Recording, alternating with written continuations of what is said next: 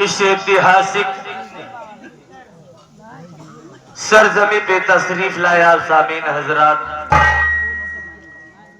पिता तुल्य बुजुर्ग, हम उम्र साथी, इस देश के माँ बहन व भावी कर्णधार बच्चे, आप सबको मैं अपनी तरफ से व अपनी पूरी पार्टी की तरफ से आप सभी का हार्दिक स्वागत, अभिनंदन एवं अभिनंदन करता हूं। साथी, आपसे मेरा परिचय लीजिए कि मेरा नाम क्या है और मैं कहां का रहने वाला हूं और हमारे परिवार में कितने सदस्य हैं और हमारी कहानी क्या है। बाबू, मेरा नाम मनोज कुमार है। मेरा नाम मनोज कुमार, मैं शहर पटना गांव शिवपुर का रहने वाला हूं। बड़े ही दुख की बात तो ये है बाबू कि बचपन में ही मेरी मां गुजर गई। मां का प्यार नहीं पाया। मेरे बाबूजी इस दुनिया में जिंदा थे। मेरे बाबूजी के दिल में यह सपना था कि मेरा बेटा मनोज पढ़ लिख कर देश की सेवा करे, या तो डॉक्टर बन के या तो इंजीनियर बनकर। यही सपना साकार करने के लिए बाबू हमारे ही गांव के जो चौधरी साहब है, जिनका नाम साका शंभुनाथ है, उन्हीं के हाथ से 20,000 रुपए कर्ज लाए बाबू। लेकिन ईश्वर को नहीं मंजूर, मालिक को नहीं मंजूर, मेरे बाबूजी ये दुनिया छोड़ के चल बसे।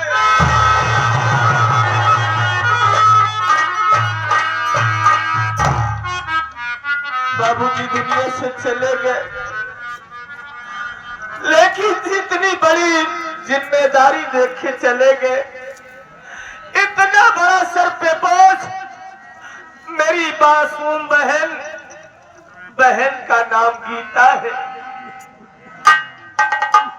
बहन की परवरिश किया, बहन समझकर नहीं बल्कि अपनी बेटी समझकर उसकी परवरिश किया, उसका लालन पालन किया।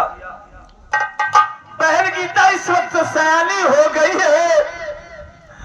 रात दिन यही फिक्र लगी रहती हुई है कि यह मालिक कब अपनी बहन का हाथ पीला कर दूं, अपने ससुराल जाए और सर से बोझ हल्का हो जाए।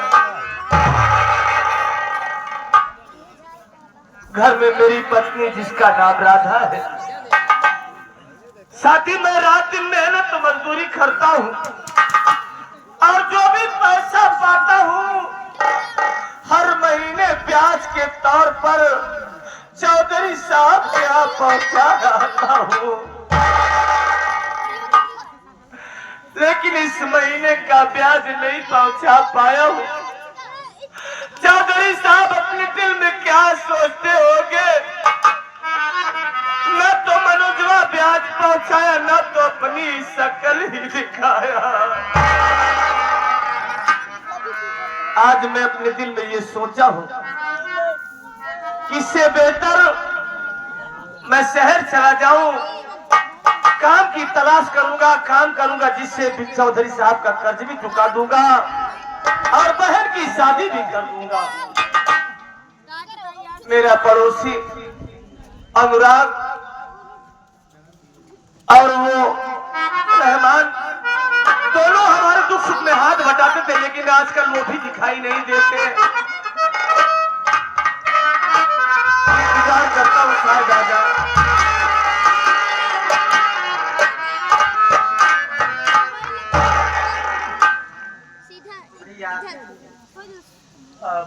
आखिर क्या बात है बड़े भाई, आपसे जब भी मुलाकात होती है आप के आंखों में आंसू दिखाई पड़ता है। आज क्या बात है, आप कुछ ज्यादा ही उदास दिखाई दे रहे हैं। इसका कारण मैं जान सकता हूँ बड़े भाई। अनुराग मेरे भाई, जब से वो दुनिया का मालिक, वो विधाता मुझे इस दुनिया में भेजा है, जैसे उसने कह दिया हो कि जाओ बेटा मनोज, तुम्हें इस दुनिया में रोने की सिवा कुछ नहीं मिलेगा। रोना तो मेरी तकदीर बन गई है। ऐसा करो, क्या है? मेरी बहन, मेरी पत्नी को बुलाओ, आज मैं उनसे दो बातें करना चाहता हूँ। ठीक है भैया, आप यहीं पर बैठिए, मैं भाभी और बहन को भेजता हूँ।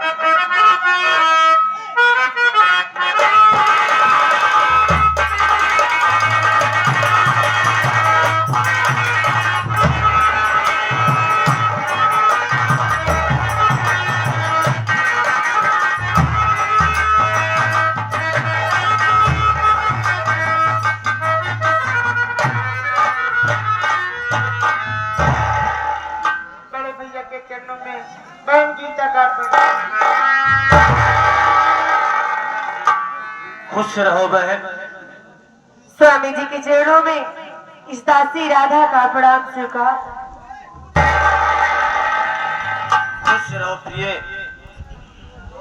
भैया, मैं आपसे कुछ कहना चाहती हूँ। क्या कहना चाहती हो?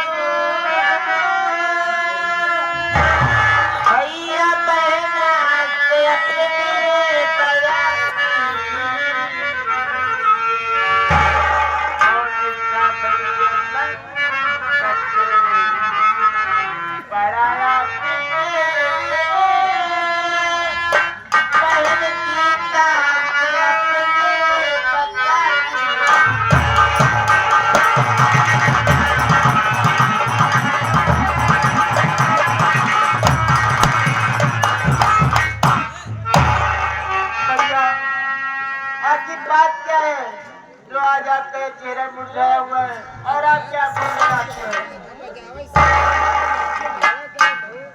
गुड़िया, चाहे वो कबो देखे, अब इनका नहीं पता कि आवाज मंच थकावत आदमी डिस्टर्ब हो जाता। उनसे कहा मतलब भाई भाई चला ठीक है, ये जैसे करे ठीक है यार।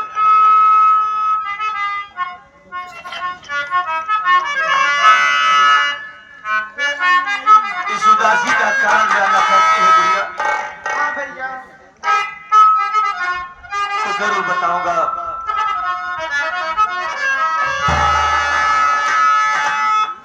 कि प्यार की बहन सुन,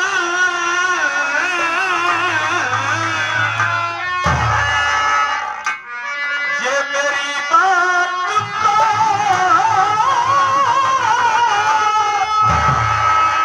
कि गा रहा हूँ कमाने सहयाद में, चौधरी का अदा तारा, ये कर्जा करूं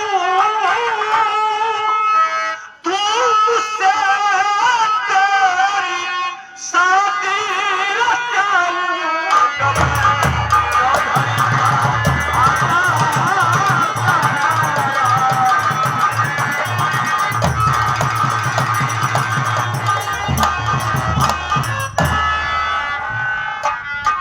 बहन गीता, आज आज तेरा भाई शहर जा रहा है। शहर में जाऊंगा, काम की तलाश करूंगा जिससे चौधरी साहब का कर्ज चुकाना है। और गुड़िया तुम सयानी हो गई हो, तुम्हारा भी तो हाथ पीला करना है। इसी चिंता में, इसी फिक्र में रात दिन तुम्हारा भाई डूबा रहता है।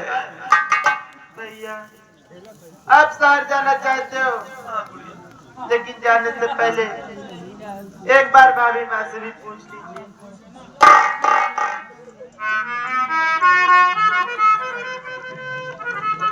राधा, स्वामी, ये मैं क्या सुन रही हूँ कि आप परदेश जाना चाहते हैं।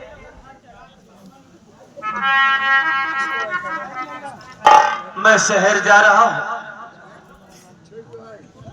और तुम मेरी अर्धांगिनी हो। अर्धांगिनी का मतलब तू समझती हो कि आधे अंग की मालकिन हो। जब से तुम मेरे घर में आई हो, मैं तुम्हें कोई सुख नहीं दे पाया, सिर्फ दुख के सिवा और कुछ नहीं मिला है तुम्हें इस घर में।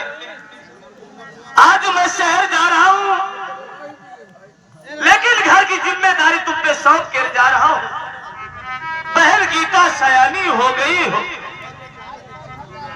और वक्त बड़ा नाजुक है, इसलिए ज्यादा न कुछ कहने से बेहतर समझना अच्छा होता है। साथ साथ अपना ख्याल रखना, बहन का ख्याल रखना, हमेशा बहन के साथ रहना। लाओ मेरा झोला दो और घर में जो रूखा सूखा खाना बचा हो उसी झोले में रख दो, ताकि रास्ते में खाना खा लूंगा। स्वामी, अरे परदेश जाने से पहले आपने एक बार भी नहीं सोचा। आप तो बोल रहे हैं कि आप चले जाएंगे, जरा ये तो सोचिए कि आपके जाने के बाद दुख आएंगे, मुसीबतें आएंगी और सब किसके सहारे जिएंगे।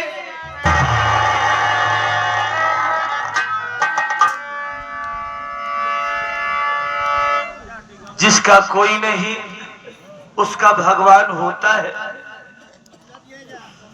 जिसने दिया है तन को वही देगा कफन को प्रिय। मालिक पे भरोसा रखो, सब ठीक हो जाएगा।